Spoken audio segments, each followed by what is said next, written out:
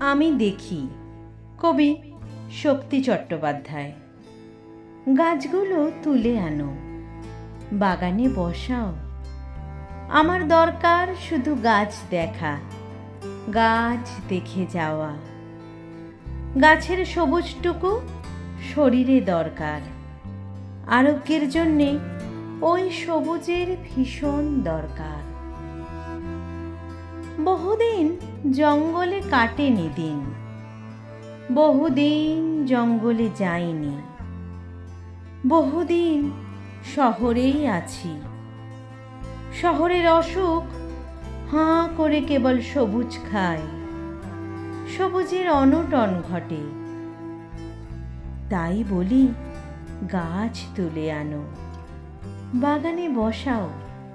আমি দেখি, চোখ তো সবুজ চাই, দেহ চাই সবুজ বাগান। গাছ আনো, বাগানে বসাও। আমি দেখি। নমস্কার।